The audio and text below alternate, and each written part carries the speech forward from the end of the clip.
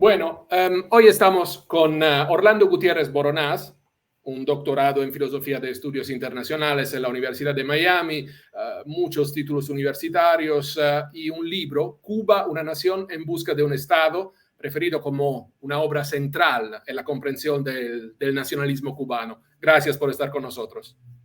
No, gracias a usted por invitarme. Profesor, ayer el Parlamento Europeo votó una resolución condenando al régimen cubano por la violencia contra los manifestantes, contra la oposición. Quería saber qué piensa usted y reflexionar también con usted. Hasta 146 diputados votaron en contra de esta resolución, que no es nada extraordinario, simplemente es una condena a la violencia del régimen.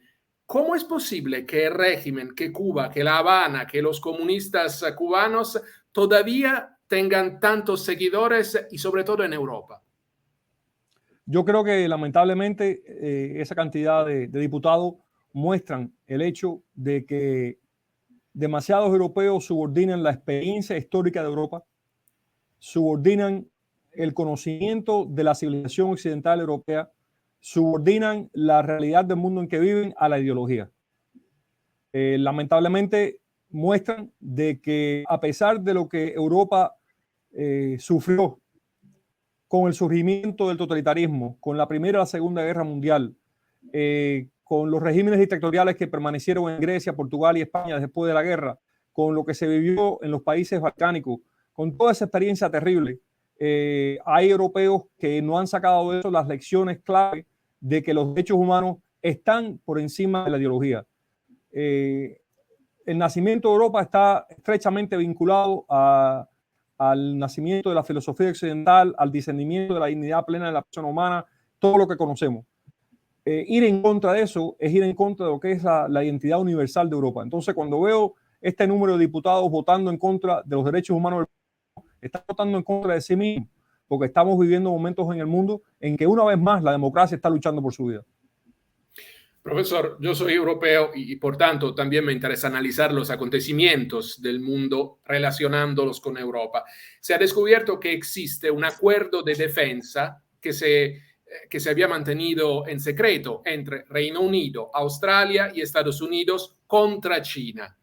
Se debe a que algunos socios de Estados Unidos o ex socios creen que Europa es demasiado insegura sobre ciertos temas y no elige claramente el campo. Hemos visto en los meses pasados, por ejemplo, el ex gobierno italiano que ahora ha caído muy cercano de China. Entonces, ¿Washington ya no tiene más confianza en Europa?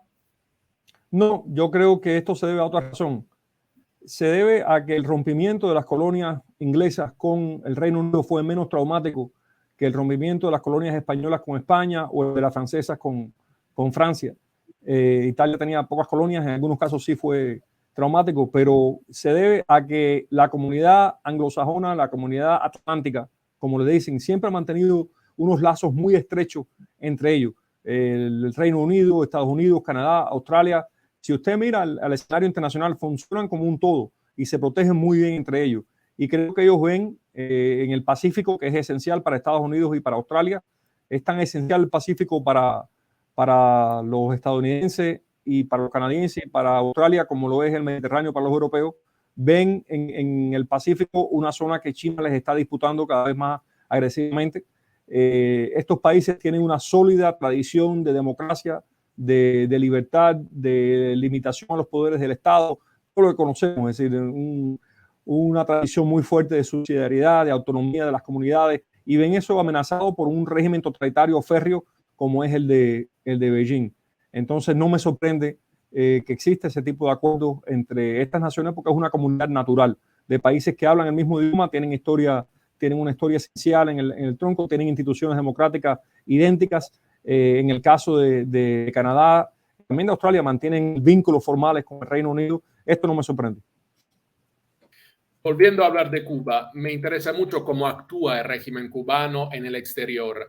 Yo crecí en un país, rico, que tenía el mito del Che Guevara. La revolución cubana siempre se ha vendido bien, en Italia, en Francia, en Alemania. Se ha vendido como algo poético. ¿Cómo es posible que nadie haya logrado contrarrestar esta narrativa? Yo creo que la realidad la ha contrarrestado bastante. Yo creo que el romanticismo de este régimen ha ido en caída en Europa. Pero la pregunta suya es muy importante. Es una gran pregunta desde el punto de vista intelectual. Yo creo que aquí tomamos en consideración varios factores. En primer lugar, el mito del noble salvaje. Europa siempre ha querido proyectar sobre la América la mitología rusoniana de aquel hombre primitivo sin pecados, contaminados por la civilización. Y de alguna manera la izquierda tradujo lo que había ocurrido en Cuba, tradujo un personaje como el Che Guevara en el ejemplo del noble salvaje. Seres naturales, contaminados por la civilización anglosajona, que venían a liberar un país de todo ese tipo de vileza. Vileza que los europeos mayormente han disfrutado plenamente, como es la libertad, la democracia, la economía de mercado, el derecho a la propiedad privada. Entonces hay una razón ideológica inicial. En segundo lugar, hay un trabajo de la izquierda radical internacional, auspiciado primero por la Unión Soviética y después por la misma China, que quiere preservar uno de los grandes íconos de la izquierda radical, que es el régimen castrista. Recuerde que han habido pocas revoluciones totalitarias en el mundo, la rusa, la china, la cubana, podemos también mencionar Corea del Norte, que crearon regímenes totalitarios de primera generación. Ningún régimen totalitario de primera generación comunista ha caído. La Unión Soviética, cuando cayó, ya había, el único que quedaba vivo de los fundadores del sistema era Molotov, ya todos habían pasado. En el caso de China ha sobrevivido, también en el de Cuba, también en el de Corea del Norte. Ninguno de estos regímenes ha caído. Parte de la razón por la cual no ha caído es que existe toda una estructura internacional de apoyar a este régimen cada vez que está aislado o está en crisis. Y lamentablemente, otro punto de apoyo para el régimen ha sido grandes sectores de la América Latina, del liderazgo latinoamericano, especialmente de América del Sur, que quisieron también ver en este régimen no un explotador y un represor de su propio pueblo, sino una plataforma de lucha contra los Estados Unidos. Ernesto Guevara, cuando uno estudia sus escritos, sus ensayos, él no veía en Cuba la posibilidad de una revolución para el pueblo cubano. Veía en Cuba un lugar donde hacer una revolución contra Estados Unidos y por la causa comunista internacional. Los intereses nacionales de nosotros como cubanos, lo que era nuestro país, lo que había logrado esa isla escasamente a 50 años de su independencia, todo eso se borró y no se le dio el peso que tenía ni el valor que tenía, porque la intención era utilizar la isla como instrumento de una lucha comunista contra el capitalismo, contra Estados Unidos a nivel internacional. Y la imagen del Che también nos habla de otra cosa, Alberto, la decadencia de nuestra educación.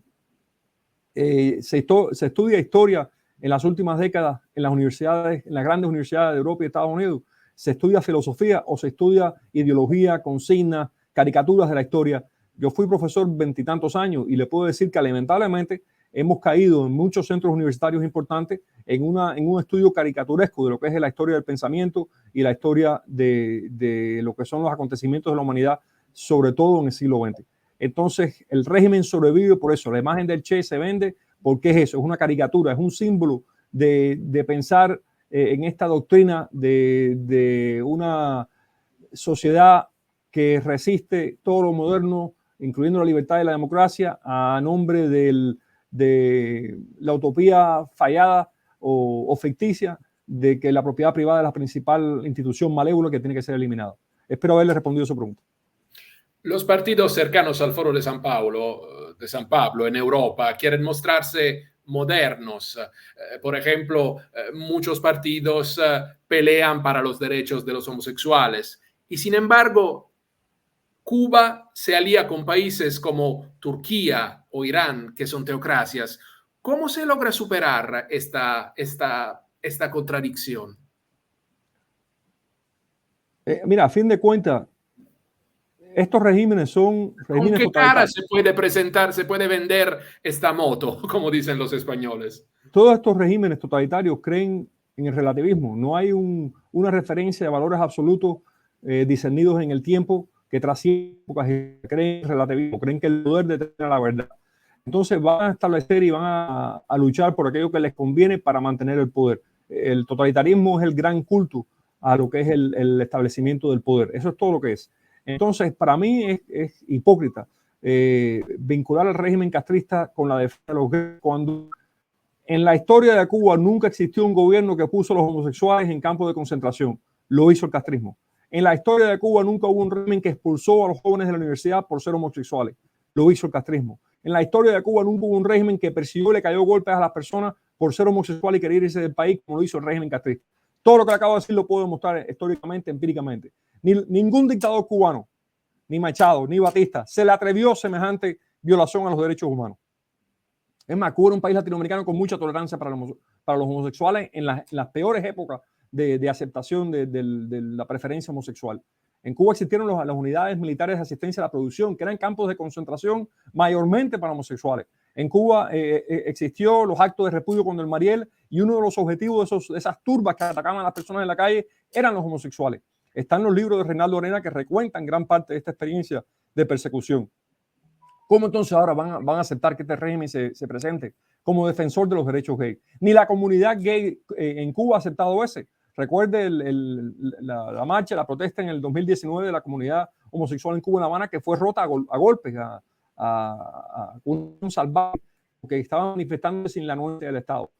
Entonces, ¿por qué salían Irán y el régimen que existe en Cuba?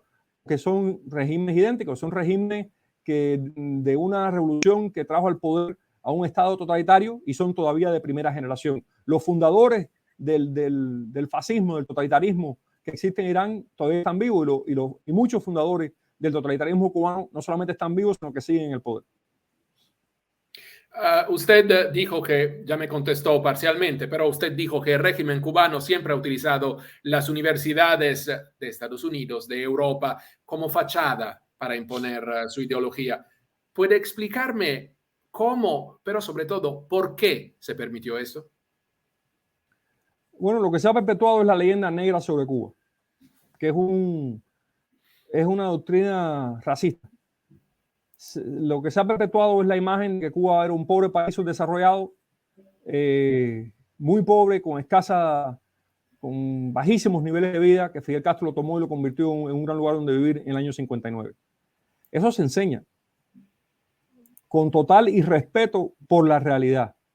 Eso no fue lo que hicieron los cubanos. Los cubanos entre 1902 y 1959, con todos sus problemas políticos, levantaron y consolidaron una de las economías más prósperas de América Latina. El 70% del campesinado cubano era dueño de su tierra. Cuba tenía una de las tasas más altas de buena distribución de recursos en el mundo entero comparado con Europa. Se había utilizado el motor de desarrollo que era la industria azucarera para desarrollar diferentes empresas en el país. Era un país que estaba rápidamente modernizándose y ampliando su base productiva. ¿Había tenido problemas políticos Cuba? Sí, lo había tenido. ¿Cuándo fue que se consolidó la democracia francesa? ¿Cuándo fue que se consolidó la democracia italiana? ¿Cuándo fue que se consolidó la democracia española? ¿Sí? Tuvimos problemas políticos igual que lo tuvo el resto de Europa. Ahora el país iba avanzando en materias importantísimas de institucionalización, de lucha contra la corrupción. Es un país que en menos de 50 años pagó su deuda exterior 2 veces. Era un país en el cual el peso llegó a valer más que el dólar, porque los criollos supieron administrar su erario público. Entonces, todo eso se ha tergiversado y se ha construido el mito de una revolución que vino, industrializó un pobre país y lo hizo un país rico y próspero. Es todo lo contrario, es una mentira y los cubanos saben que es una mentira. El régimen castrista aún habita los edificios que se construyeron en la República antes del régimen. No hay ninguna construcción importante para el espacio público que haya hecho ese régimen. Y puedo seguir destacando todos los crímenes de lesa humanidad que ha cometido este régimen contra su propio pueblo para mantener al cubano aplastado. A tal punto, Alberto, que hoy por hoy Cuba es el único país latinoamericano con una tasa de natalidad negativa. Y eso no es una señal del desarrollo de los cubanos como es en los países europeos. Es una señal del hecho de que los cubanos no quieren procrear en un país en el cual todas las libertades están vedadas, donde hay una intensa represión y donde la economía está controlada para que el cubano no pueda levantarse. Cuba es hoy el país latinoamericano con la tasa más alta de suicidios en la América Latina. ¿Por qué es eso? Y si hablamos de la tasa de migración, también altísima. Los cubanos no procrean, se suicidan, quieren irse. ¿Por qué? Porque el sistema no funciona. Donde quiera que han ido los cubanos en el mundo, las colonias cubanas han tenido éxito. Eso incluye Italia. ¿Dónde que los cubanos no levantan cabeza? En Cuba. ¿Por qué? Por los cubanos, no, por el comunismo, que no permite que el cubano siga su tendencia natural al desarrollo de riqueza. Permita una pregunta también, juego el papel del abogado del diablo. Hay un aparato represivo feroz dentro de la isla, una excelente propaganda en el extranjero. Entonces, según usted, ¿hay fallas de la oposición en esto? responsabilidades? Yo creo que nosotros en la resistencia cubana hemos luchado contra un régimen totalitario de primera generación, contra una política de la Unión Soviética de China de pleno respaldo para ese régimen sin titubeos ninguno. Hemos tenido que lidiar con los esfuerzos saboteadores de la lucha por la libertad de Cuba que ha llevado a cabo el Estado español, en muchos casos, por sus propios intereses geopolíticos. Hemos visto una actitud poco solidaria por parte de muchos gobiernos sudamericanos con la causa de Cuba. Y de nuestro lado ha estado los Estados Unidos, que muchas veces nos ha ayudado, otras veces no ha ayudado, ha titubeado en qué hacer, en cómo lidiar con el tema de Cuba. Y hasta que los cubanos hemos ido consolidando un poder político en Estados Unidos para definir una estrategia y definir una forma de buscar el cambio en Cuba. Así que, dada la realidad, dado a lo que nos hemos enfrentado, dado a lo que se creó en Cuba, al sistema represivo que se creó en Cuba, Alberto, con el apoyo de la Unión Soviética, con el apoyo de la Stasi alemana, con el apoyo de asesores de la Gestapo que fueron contratados por el régimen comunista de Cuba y por la Unión Soviética para montar un aparato represivo en Cuba.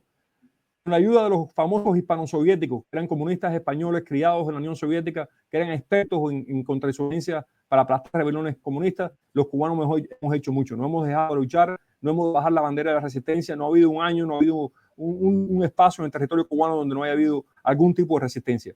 Y lo vimos el 11 de julio, cuando por un hecho sin precedentes en la historia moderna de Cuba del siglo XX para acá, y francamente sin precedentes en la historia de los países comunistas totalitarios de primera generación, se levantó un pueblo entero en contra de ese régimen. Entonces nosotros seguimos en nuestra lucha, y es una lucha cuesta arriba contra un régimen muy bien montado represivamente, sin escrúpulo ninguno, con respaldo de las potencias totalitarias y con la anuencia de países democráticos que no han actuado con la decisión que deben actuar. Por eso le damos la bienvenida a esta importante resolución del Parlamento Europeo condenando ese régimen y sancionando ese régimen. Nos escuchan muchísimos venezolanos, entonces me permito hacerle también una pregunta sobre Venezuela. Me gustaría entender cómo y por qué, en su opinión, Hugo Chávez aceptó ser el banco de la Revolución Cubana. Nunca, personalmente, yo tuve la impresión de que Castro considerara a Hugo Chávez como un igual. Nicolás Maduro no me parece muy respetado en La Habana. ¿Es una impresión equivocada? ¿Qué opina usted? No, yo creo que si vamos a los orígenes mismos de la llegada del poder del régimen castrista, Castro y Guevara veían a Cuba como una plataforma de lucha contra los Estados Unidos. Y Castro, que era más sabio que Guevara, tenía más experiencia política y tenía una visión perfectamente clara de su poder. Castro también veía esta lucha como una forma de consolidar su poder para el resto de su vida. Dentro de ese espacio geopolítico de luchar contra Estados Unidos, Castro inmediatamente identificó a Venezuela como un aliado necesario por los pozos petroleros venezolanos. Y desde muy temprano, primero intentaron convencer al presidente Rómulo Betancourt, uno de los grandes campeones de la izquierda democrática en América Latina, para que se uniera a un bloque antiamericano. Rómulo dijo que no. Entonces el régimen pasó a la subversión agresiva en contra de Venezuela.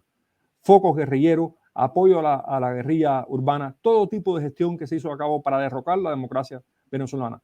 Y encontraron la forma de penetrar sistemáticamente a las Fuerzas Armadas de Venezuela y a encontrar un Chávez. Y que un Chávez fuera al encuentro de ellos. Eso fue un trabajo de décadas de subvertir a la democracia venezolana.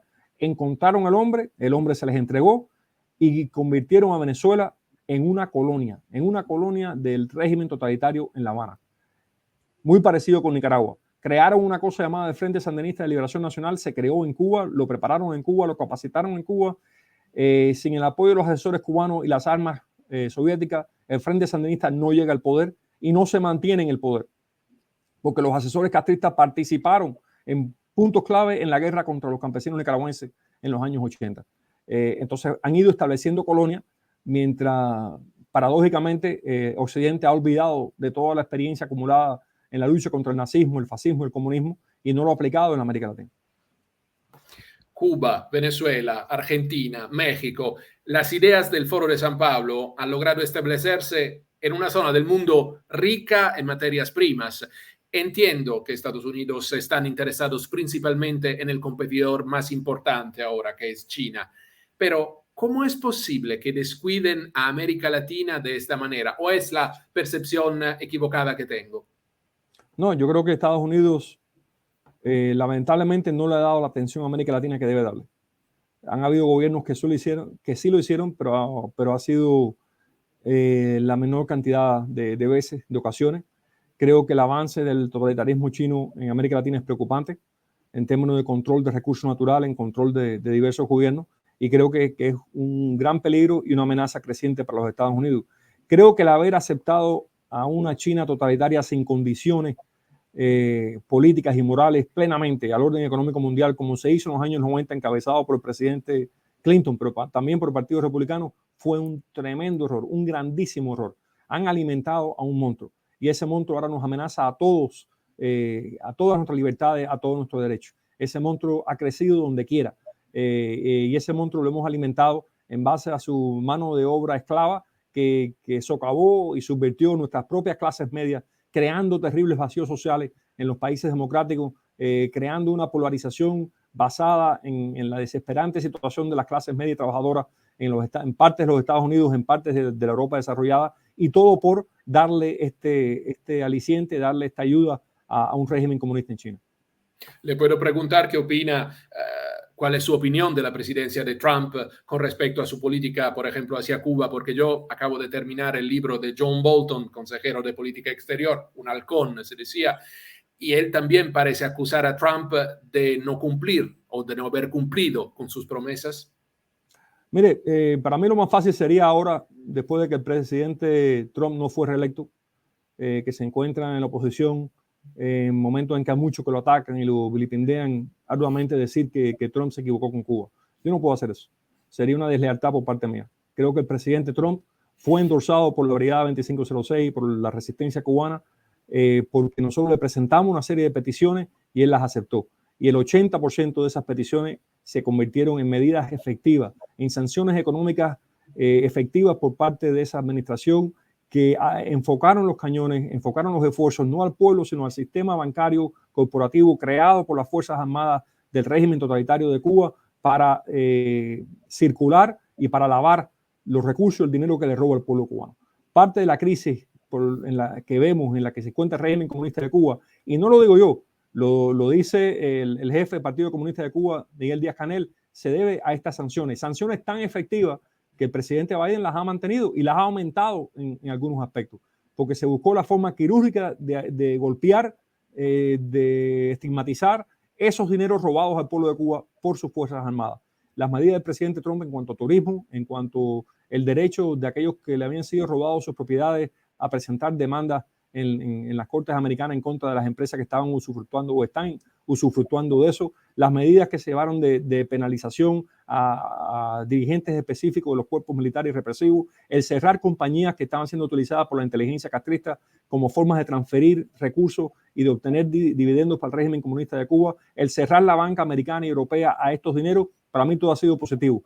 El incluir a este régimen en la lista de países terroristas, en las dos listas de países terroristas, excelente, porque este es un régimen que promueve el terrorismo como doctrina. Así que creo que las políticas del presidente Trump en relación al régimen comunista de Cuba acertadas, y le estamos agradecidos al presidente Biden que ha tenido la visión de mantener esas políticas en pie a pesar de la polarización ideológica en Estados Unidos. Creo que gran parte de la razón por la cual el pueblo de Cuba ha logrado hacerse cada vez más efectivo en la resistencia es que el aparato represivo castrista ha sido duramente dañado por estas sanciones. Profesor, más o menos Winston Churchill decía, la democracia es imperfecta, pero probablemente es el mejor sistema político que existe.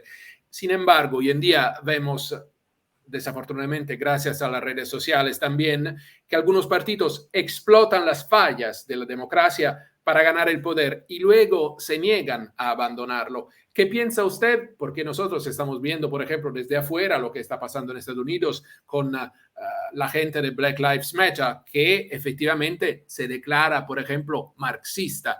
¿Cómo se puede defender el sistema democrático y los demócratas frente a una situación parecida? Una excelente pregunta.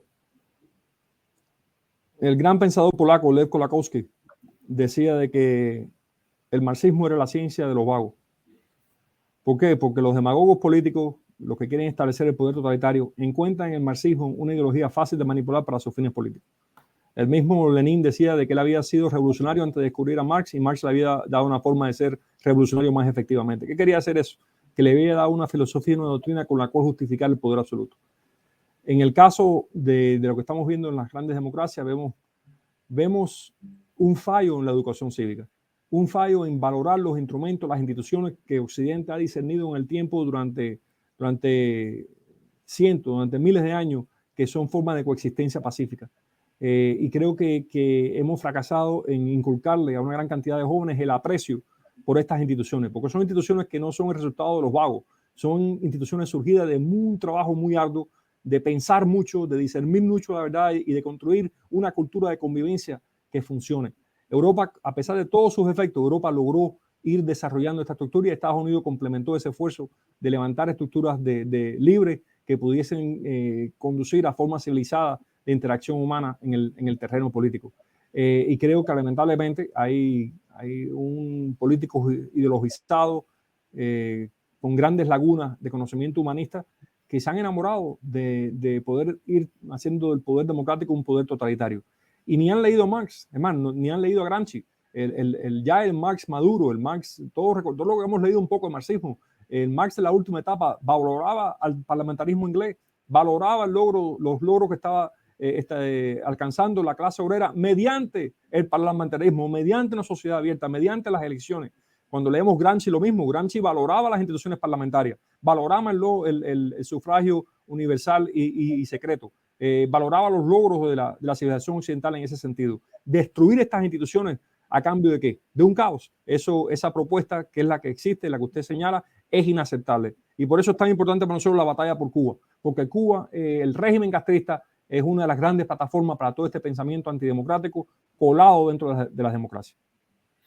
Mis últimas dos preguntas me permito hacer. El mundo ha cambiado, pero organizaciones como la ONU parecen haberse quedado en el pasado. ¿Por qué existe esta, negativa a repensar estas organizaciones, además que están hechas con dinero público? Tres factores.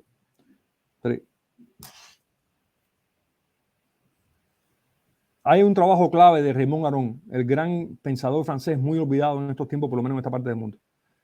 Y Aron decía, las élites del tercer mundo han visto al marxismo como una forma de industrialización rápida.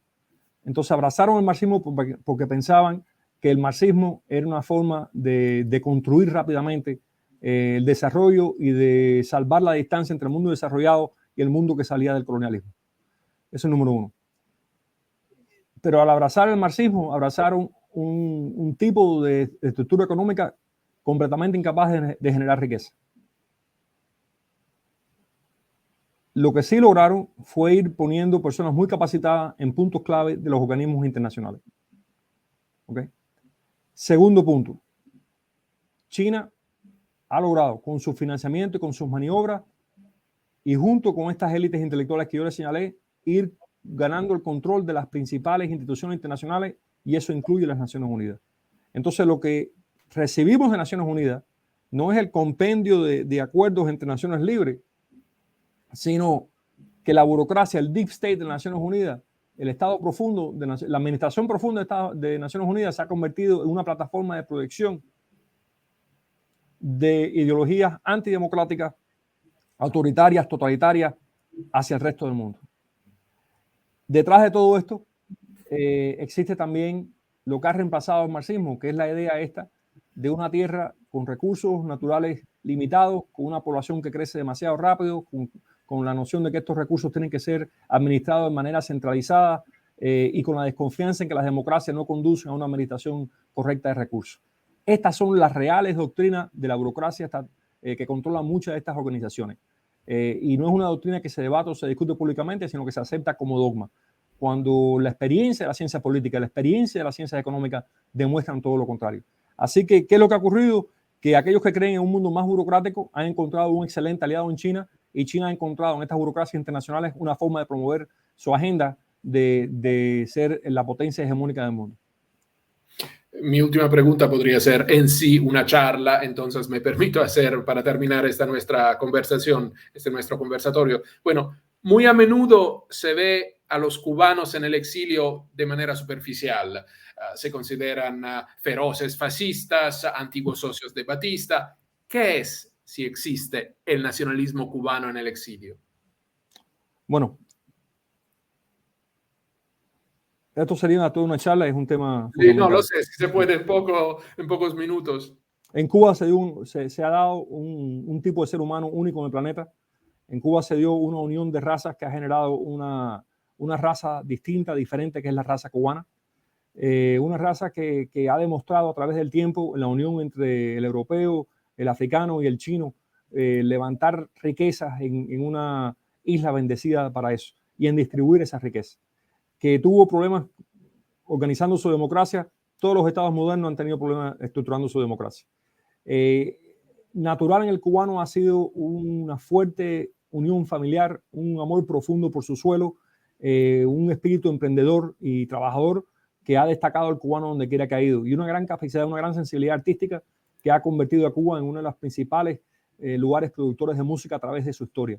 Creo que Cuba ha aportado más de 600 géneros diferentes de música en el mundo, sin mencionar la literatura, el arte. Cuba ha sido un país de talento, de gran brillo, pero Cuba brilla cuando está en libertad. Entonces, ¿qué cosa es el exilio cubano? El exilio cubano es la sociedad civil surgida de una experiencia histórica marcada por largas luchas de independencia contra España, luchas que fueron guiadas o conducidas por constituciones democráticas que se fueron elaborando por los cubanos desde el campo insurrecto. Una democracia que funcionó del 59, perdón, del año 1902 al 59 y logró más inclusión racial, logró más progreso y más avance para el cubano de lo que había logrado la colonia y de lo que ha logrado el comunismo. El exilio es la continuación de la tradición republicana cubana. No, nosotros no somos fascistas. No somos fascistas porque el fascismo es otro tipo de socialismo, es otro tipo de comunismo, es la concentración de todo el poder en el Estado. Mussolini venía del marxismo, conoció y conversó con Lenin. Lenin se lamentó de que Mussolini se había apartado del fascismo. Internacionalmente el nazismo es lo mismo, es una forma brutal de socialismo y de comunismo, otra expresión más del totalitarismo, con mucha cercanía ideológica con el estalinismo. Así que nosotros somos todo lo contrario, somos seres libres, que queremos un país libre y que somos muy individualistas en nuestra forma de existir.